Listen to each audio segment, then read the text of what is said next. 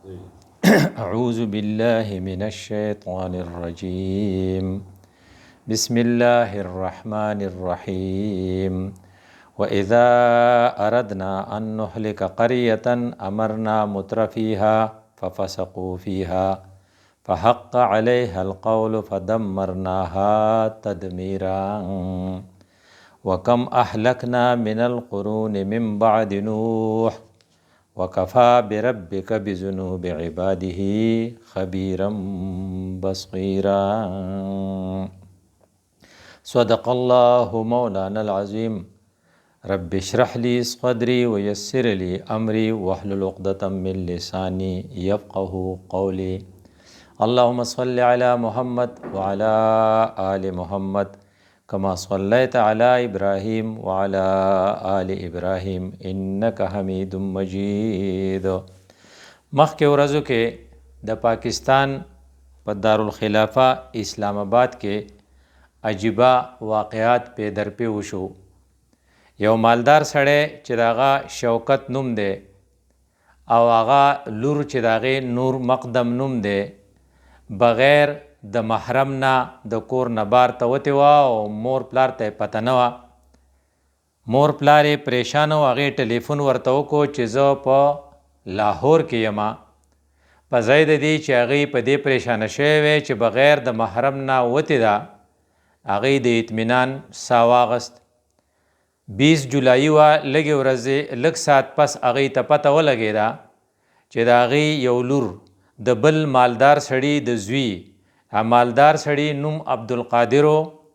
دا عبدالقادر او شوکت دا دومره ایلیټ کلاس دی چې دی د پاکستان د وزارت خارجه په سابقه عهدو پاتې شوي دي، لکه بیرون ملک سفرا یعنې د سفیر په پوزیشن یا د برطانیې کې د هائی کمیشن په پوزیشن پاتې شوي دي. دې نه پته لګي چې دا غټ خلق دی.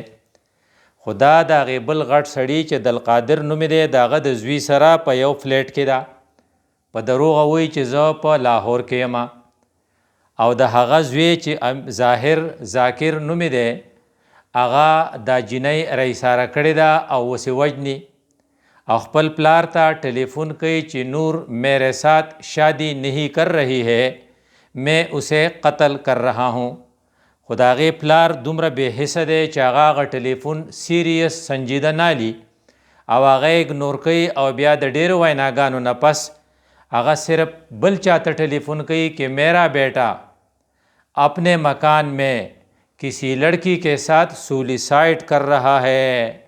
سولیسائڈ د انګریزی لفظ دی، ایلیټ کلاس دا استعمالي چې زما زوی د پردی زنانه سره په خپل کور کې غیر اخلاقی حرکات کوي، او د دغې کور کې دننه چې کوم ملازمین دي هغې ښه د حالت ته ګوري او هغې ته د منې کولو هیڅ کوشش نه کوي، تر دې پورې چې هغه جینۍ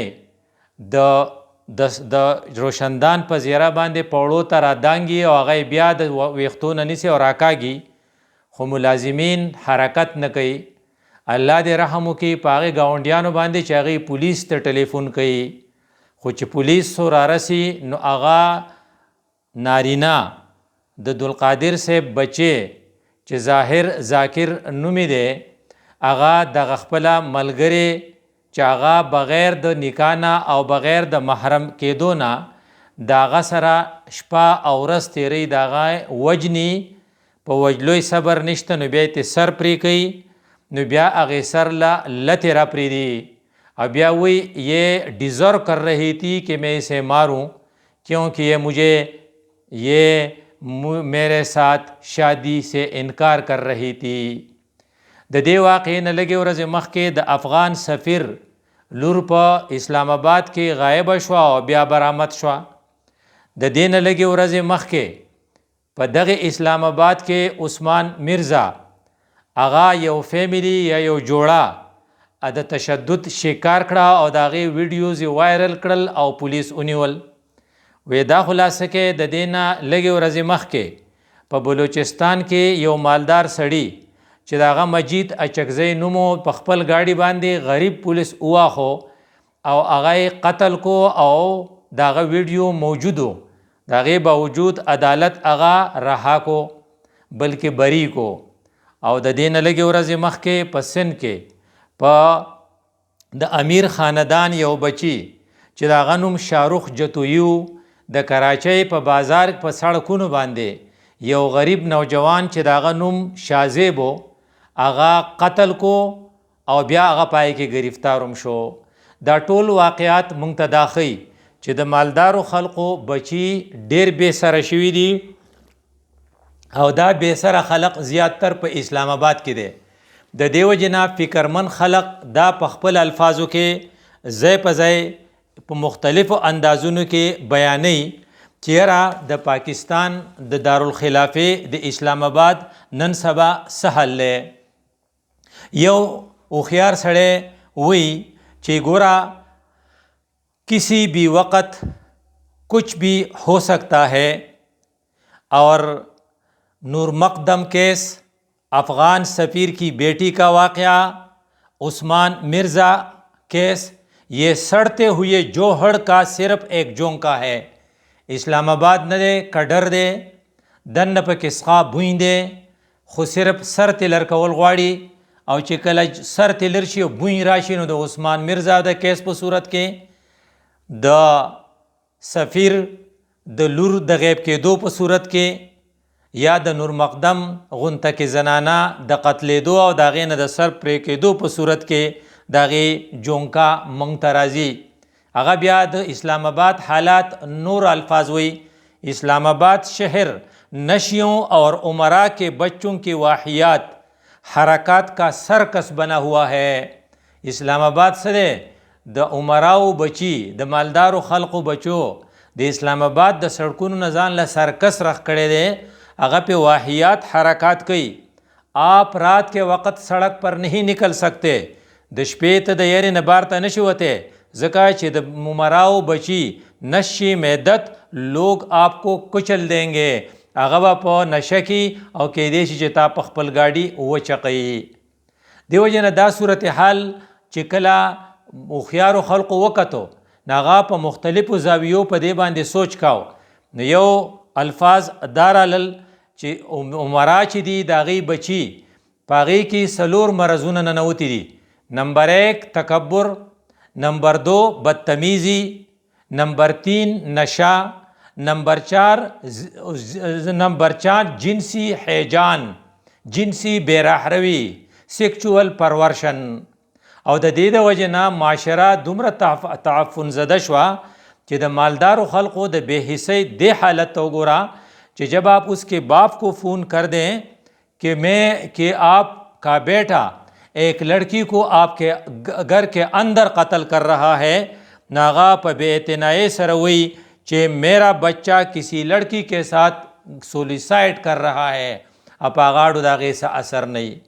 گویا کہ د عمراو بچی د مالدارو خلقو بچی په پاکستان کې خصوصا د اسلام آباد په دارالخلافه کې انتهایی بے سره شوي دي او د دې دغه مختلف پکچرې مختلفو خلقو په مختلف الفاظو کې بیان کړي دي.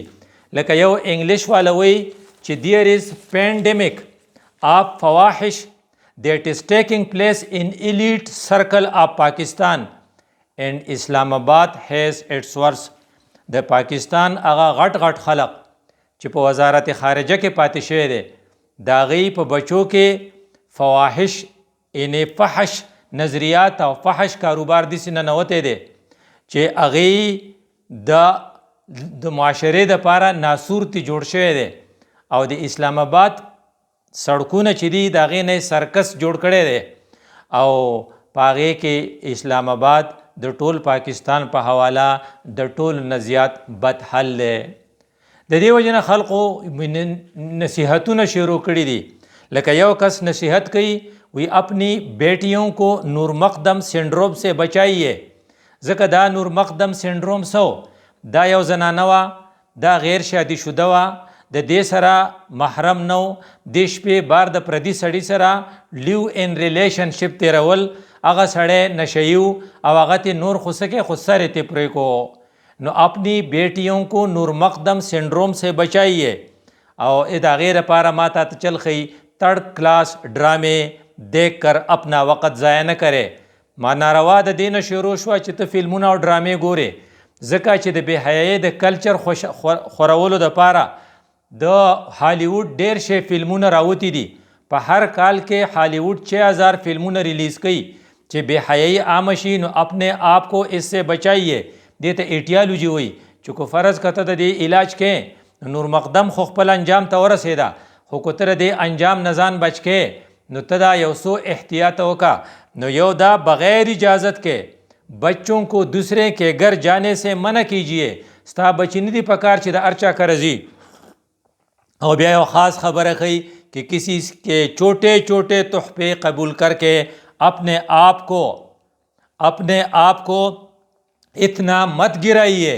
تاله څوک یو تحفه در کی ګړی در کی یا بوټان یا شیمپو در کی او ته په هغې باندې دومره ښکته وغورځېږې چې کل آپ کو آپ کی بیٹی کا سر دڑ سے الگ ملے چې سبا بیا ستا د لور نه مرګ خو سکې خو سر تی پرې کې او تالی در کی. او یو گولڈن اصول وی یاد ساتا جو لڑکا آپ کو شادی سے پہلے اپنے کمرے میں لے جائے گا کمالک چې بل جنۍ چې واده ورسره نه او محرم نه او د محرم نه بغیر په کمره کې د هغه سره شپه تیره کړي یاد رکھیے وہ کبھی بھی آپ سے شادی نہیں کرے گا. دا لږ ستا غونته کې رسخه او د ګنده ذهن او د ګنده عمل والا سر چرته واده نه کوي. البته آپ کا ویڈیو بنا کر اسے وائرل کر دے گا. تا به د شرمونو شرمولو دپاره دا چل سره کوي. د دې وجې نه وایي چې دعا کوئ چې الله بچائے ہمیں اور ہماری اولاد کو نرم نور مقدم اور ظاهر جعفر بننے سے. دا یو داسې مسله وه چې موږ دې طرف ته ګورو چېرې دا ولې وشوه. هوښیار خلق د هر مرض ایټیالوجي لټوي. نو یوه ایټیالوجي موږ قرآن کتو نو په قرآن کې صورت بنی اسرائیل چې 17 نمبر صورت دی د هغې 16 او 17 نمبر آیات ته چې موږ وکتل نو موږ ته د اسلام آباد اصل پکچر مخې ته راغی. الله وی وَإِذَا أَرَدْنَا أَن نُهْلِكَ قَرْيَةً کله چې موږ اراده ولرو چې یو کلی تباه کوو نو امرنا مترفیها نو غټو غټو خلقو ته موږ حکم وکړو. موږ ته پرده کوئ هغه پرده نه کوي. موږ ورته وایو خور لور له برخه ورکوي هغه خور لور له برخه نه ورکوي. موږ ورته وایو چې ښځه او جنۍ ځوانه شي هغې ته مناسب خاوند میلاویږي نو په کویدنه کې او په نکاح کې لیټي مه کوئ هغې لیټي کوي. موږ وایو بغیر د محرم نه خپلې زنانه بار ته مه پرېږدئ نو یې پرېږدي. موږ وایو د په یو کمره کې به یوه زنانه په تخلیه کې د پردي نارینه سره د محرم نه بغیر نه کینی ځکه چې رسول الله ویلو چې شیطان د دې په دې رګونو کې داسې ګرځي لکه وینه چې ګرځي هغې هغه نه کوي. نو ففسقوا فیها هغې ورانې کاو هغې زمونږ خبره ونه منله نو فحق علیها القول نو په دې د عذاب خبره ثابته شوه او هغه پې اوس موږ امپلیمنټ کوو. نو فدمرناها تدمیرا موږ هغه کلی تباه کو په تباه کولو سره. د کلي په ځای پکې دلته پاکستان یا اسلام آباد کې ده نو کله چې موږ اراده ولرو چې هلاک کو اسلام آباد یا پاکستان نو موږ وینا وکړو د دې غټو غټو خلقو ته انې موږ عبدالقادر غونته کې سړي ته او شوکت غونته سړي ته وایو چې یاره تاسو د اسلام د پردې او د سیګریګیشن اف سیکسز قانون فالو کوئ. خو هغه وایي نه موږ دې فالو کولو تیار نه یو ځکه چې سیول سوسایټي په دې فیور کې ده چې داسې به وي او ځکه چې ټول د بې حیایۍ هالیوډ فلمونه په دې فیور کې دي چې داسې به وي نو موږ څه چلو کړو فحق علیها القول نو موږ به اسلام آباد هم تباه کوو موږ به پاکستان هم تباه کوو. او دا کار اوس نه کوو. وکم اهلکنا من القرون من بعد نوح دا یو روایت دی چې د نوح علیه السلام نه واله تر دې وخته پورې موږ چې څومره پیړۍ هلاکې کړي دي څومره هلاک کړي دي هغه د دې اصولو تحت کړي دي. او وکفا بربک بذنوب عباده خبیرا بصیرا ځکه ستا رب ته پته ده چې ستا بندګان چې د هغه بندګان کم کم ګناهونه کوي خبر تیم دی او ینیم هی نوز اټ. دې وجې نه مختلفو مفسرینو د دې په حوالہ ماتا پوه کړي او یو مفسر وی جس حقیقت پر یہ آیات ہم کو متنبہ کرتی ہے وہ یہ ہے کہ ایک معاشرہ کو آخرکار جو چیز تباہ کرتی ہے کہ دا خپله معاشره د تباہی نه بچ کې نو په دې ځان پوه کا وہ اس کے کاتے پیتے خوشحال لوگوں اور اونچے طبقوں کا بگاڑ ہے. د دې آیات نه دا پته لګي چې کله اوچت خلق د اسلام آباد باسیان او د هغې د وزارت خارجه سفیران په دې ګناه کې انوال شي او هغه دومره بګاړ شي نو دی بیا څه کوي؟ 3 کارونه کوي. یہ لوگ ظلم، بدکاری اور شرارتیں کرنے لگتے ہیں. دی بیا ظلم هم کوي غریب سړي سره، د خلقو جایدادونه هم په ځان پسې خیجي، د خلقو انکریمنټونه هم بندوي، او دی بدکاری هم کوي. بیا سولیسائٹ لفظ دی استعمالی او بیا شرارتونه کوي. آخر میں یہ فتنہ پوری قوم کو لے ډوبتا ہے. دا فتنه چې د پاکستان نه راخوره شي بیا په پینډۍ ته راشي، نو بیا هم بونیر ته لاړه شي، هم باجوړ ته لاړه شي، نو بیا هم وزیرستان ته لاړه شي، نو ټول قوم د دې نه ډوبیږي. معاشره کو اس پر نظر رکھنی چاہیے چې زمونږ ایلیټ کلاس څه نارواګانې کوي. او همدغه خبره یو بل کس چې په دې انداز کې کوي چې را کله حالات دې حد ته ورسي، نو بیا دا طبقہ نغوی حضرت نوح کے زمانے سے لے کر اب تک کے قوموں کا جائزہ لیا جائے تو ہر ایک کی تاریخ اس فارمولہ کی تائید کرے گی چې کله ستا غټ خلق خراب شي، نو کله چې خلق د اصلاح په ځای د بگاڑ شي، نو پوری قوم کی بگاڑ ہے، اس طبقہ کی بگاڑ پوری قوم کی بگاڑ ہے. او چې کله دا طبقہ دا قوم خپل شکارگاہ گنی، اس کی غلط رہنمائی کر کے ان کی ہلاکت کا سامان کرتا ہے. گویا کہ عبدالقادر صاحب او گویا کہ شوکت صاحب زمونږ د ټول پاکستانیانو د ہلاکت اسباب برابری. جب کسی قوم پر اس قسم کے رہنما چھا جائیں تو یہ اس بات کی علامت ہے کہ خدا کے یہاں اس قوم کی ہلاکت کا فیصلہ ہو چکا ہے. دا د دې څخه ښکاري لکه چې د دې قوم د هلاکت فیصله الله کړي. الله دې پاکستان باندې رحم وکړي، الله دې په اسلام آباد باندې رحم وکړي، الله دې موږ د دین اخلاص کړي. خو د هر چا دا فرض دی چې د قرآن د صورت بنی اسرائیل د دې آیات مطابق چې هغه وایي چې غټ خلقو ورانه شروع کو، ته پوه شه چې اوس دا قوم تباه کیږي. ادا څه وسنۍ خبره نه ده، بلکې تاریخ په دې گواه دی. د نوح علیه السلام نواله تر دې وخته پورې بدی سی. همدغه خبره چې په دې خلقو کې جنسي هیجانی، نو موږ ته صورت نور بیا وایي چې ګوره چې کله جنسي هیجان د پاره ته فحاشي خوره، نو دا غیر پاره هم اقا الفاظ وی ان الذين يحبون ان تشيع الفاحشه في الذين امنوا.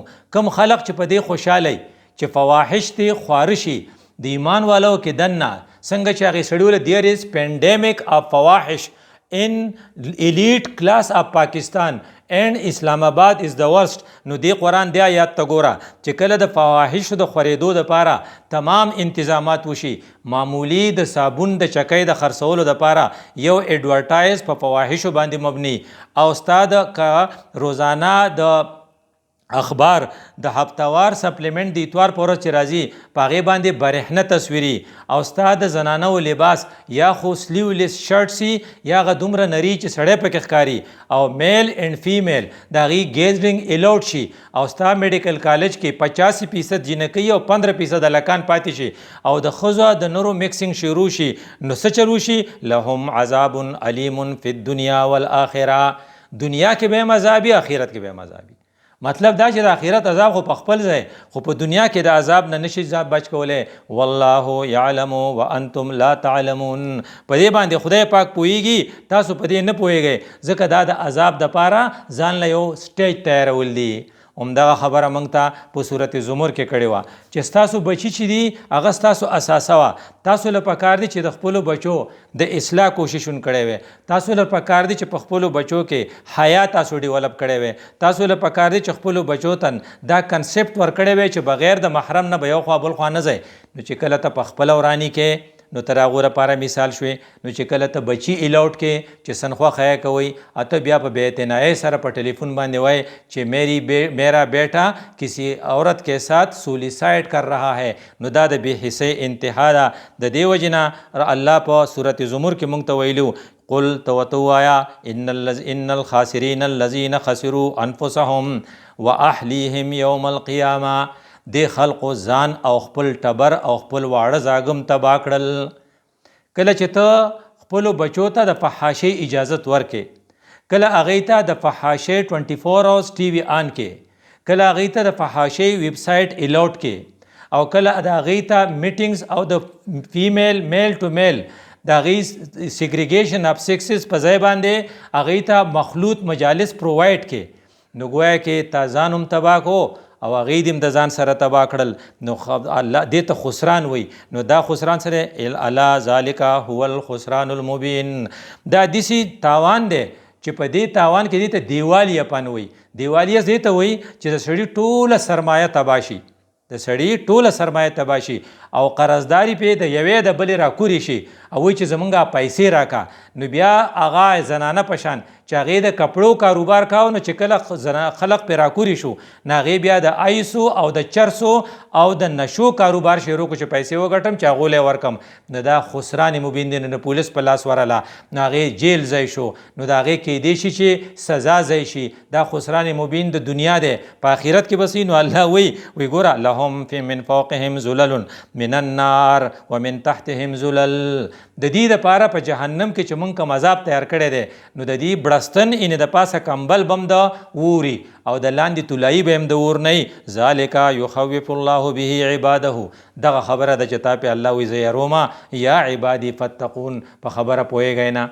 گویا کې د موجوده صورتحال د پاکستان د ایلیټ کلاس دا دی چې د هغې د خرمستۍ ډېرې زیاتې شوي دي او که فرض که د هغې د وجې نه الله په پاکستان د عذاب فیصله کوي، نو هغه خلق چا دا کار نه کوي اتې بچ کېدی نه شي. وی څنګه؟ وی همیشه اجتماعي سزا چې په دنیا کې الله ورکوي، نو په هغې کې د لمدو سره د وچو سره لامده خامخا سوځي. او بیا په آخرت او په دنیا په عذاب کې دا فرق دی چې په آخرت کې به هر سړی یوازې پیش کېږي.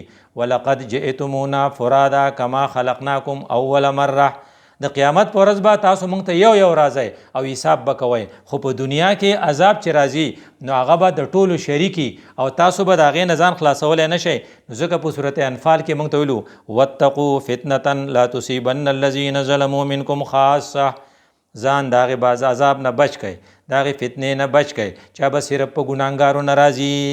تاسو دا بېګناه خلق به سره مونږ دا هغه خلق چې هغه سولیسایډ نه کوي خو هغه غلی دی، منبر هم غلی دی، محراب هم غلی دی، پریس هم غلی دی، صحافي هم غلی دی او په اسمبلی کې منبر هم او په اسمبلی کې MNA او MP هم غلی دی.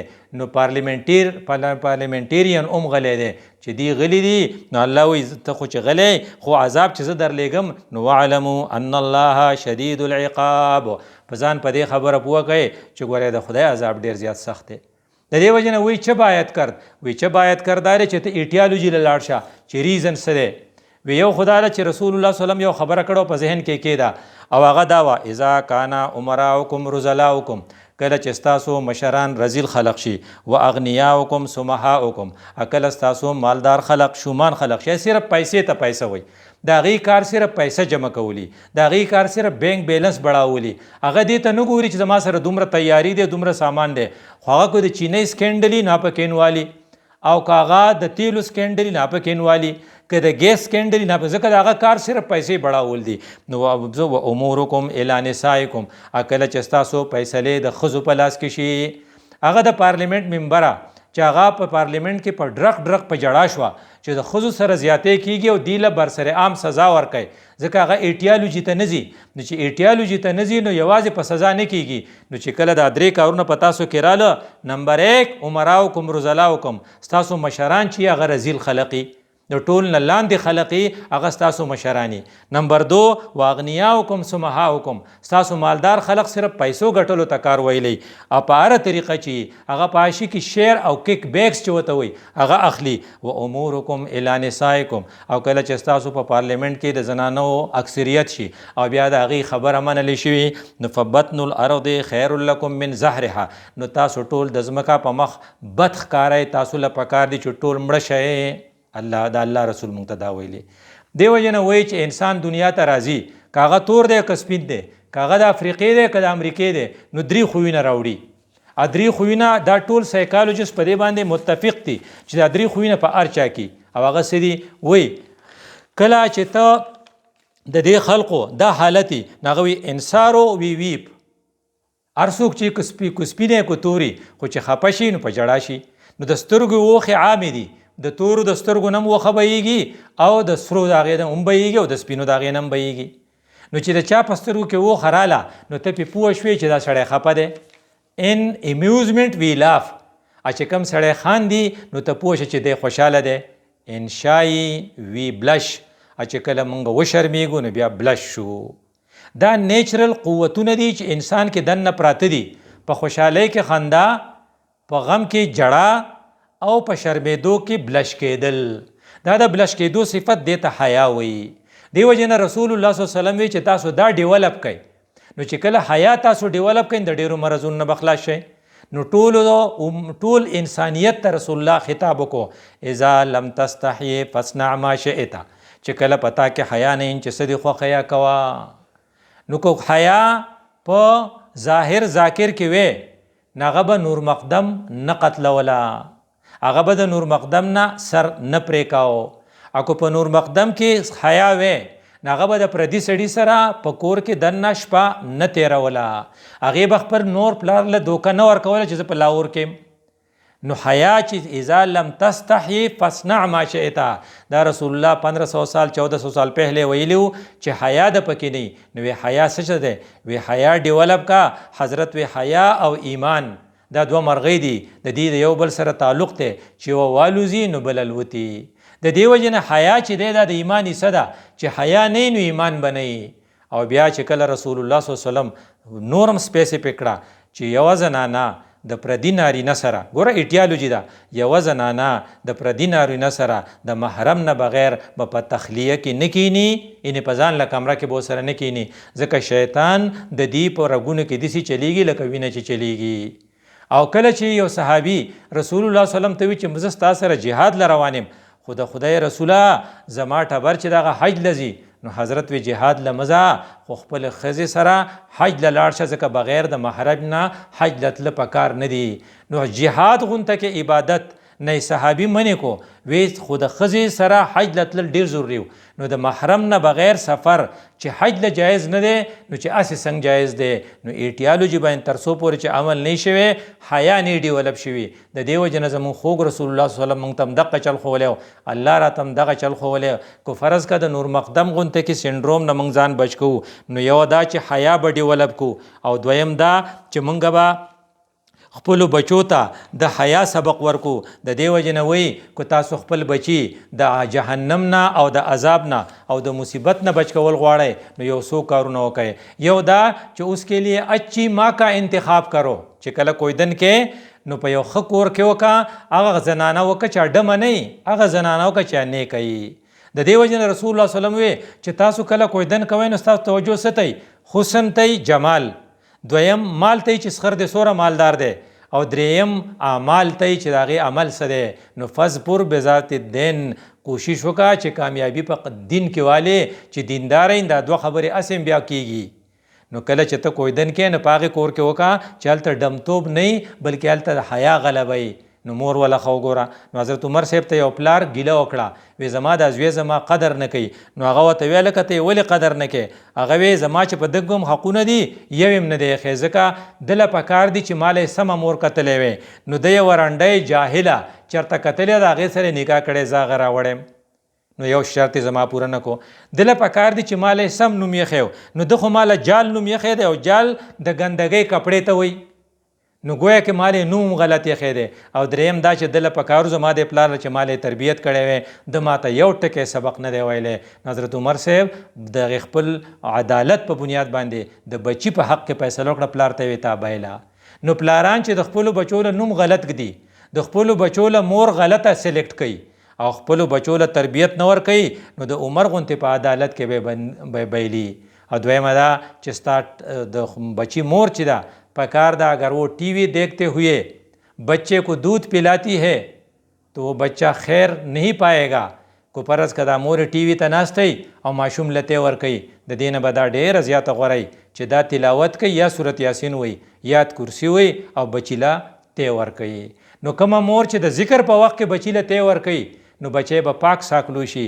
کومه بچی کومه مور چې ډرامې ګوري او ته ور کوي، نو د بچی نه به څوک جوړیږي؟ که جینۍ نو نور مقدم به تی جوړیږي، کو لیکن ظاهر جعفر به تی جوړیږي. او بل دا چې هغې له خوراک ته حلال ورکړي چې په رشوتونو کې دی ګټلی، نو د هغې نه به. او بل دا چې د خپلو بچو په جسماني کمزورو چې ستا نظري چې بلډ یې کم دی، ایچ بی کم دی، انیمیا ده وته، جانډس شو وته، چې هغې سره سره په اخلاقي کمزورۍ هم ستا نظري چې زما دا بچی کنزل ډیر کوي، زما دا بچی دروغ ډیر وایي، او بیا دا چې د هغې په مجلسونو نظر ساتې چې د چا سره کینی پاسي، او هغې ته د حیا سبق وښې، او خصوصا لباس ورته حیادار واغوندې. د جینکو په سلسله کې خصوصا بې لستوڼو کمیس اغوستول بچی ته دا بې حیا لباس دی، دا چې لوی شي په دې کې به حیا نه وي، ځکه جینکۍ خوی چې دی دا د وړوکوالي نه اخلي. نو چې ته کوشش وکړې چې خپل بچي حیادار لوی کې. اقول قولی هذا استغفر الله لي ولکم ولسائر المسلمین.